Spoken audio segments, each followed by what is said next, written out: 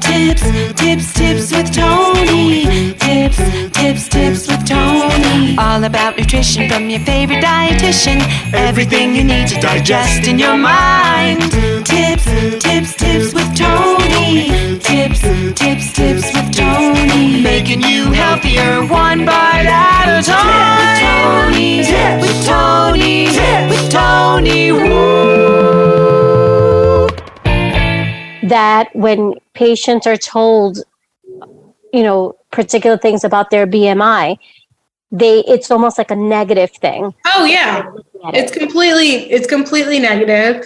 And there's an assumption that if someone has a overweight BMI or in the obese category or obese category or even more than that, that they're lazy and that they don't care about their health and that they don't eat well or exercise. That is a bold-faced lie.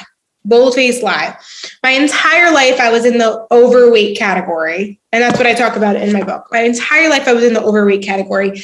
Even when I was a dietitian now, I was eating healthy. I had lost I was going to say 20 or 30 pounds. Anyways, my BMI dropped to the cusp of overweight. So BMI of 25.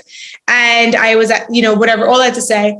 And I was still told by my doctor, who knew I was a dietitian, that if I lost a little bit more weight, I would be considered in the normal category. And what's crazy is even though I knew that was screwed up, it challenged me. And I was like, I can do this. But what happened is I literally made myself sick.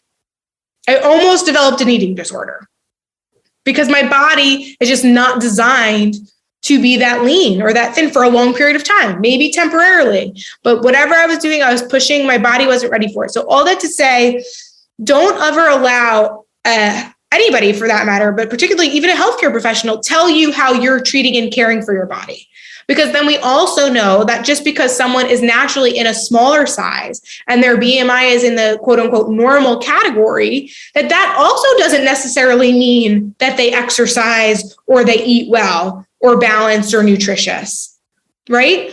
All it really does tell us is to look at something else, especially more in the extreme. So when the BMI is very underweight or very overweight, that's when there's something maybe metabolic going on, or maybe a health condition going on, or rapid weight loss or rapid weight gain. There might be something underlying going on. But also there's people who I know have lost weight unintentionally due to depression, and it's affected their mental health. That's not healthy. Or lost weight because they got cancer. That's not healthy. That's something that's telling us something needs healing, right? And then on the other side, someone who might have gained weight, which is the difference between being able to maintain this weight in the overweight category versus and being able to maintain that. And now they don't have an eating disorder and they have a healthy relationship with food, versus when they're in a lower category, it triggers their relationship with food and they're binging and purging. That's not healthy either, right? So that's why we have to really be clear that the BMI does not tell us our health. It's an indicator that, like I said, mostly there's usually an indicator, maybe sometimes that maybe something else might be going on.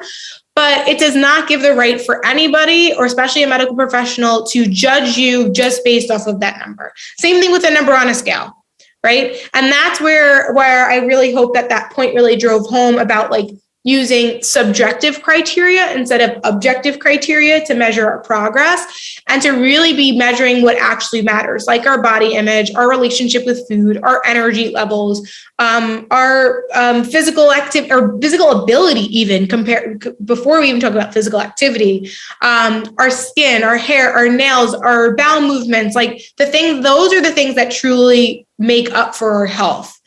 Those numbers are just data points, really.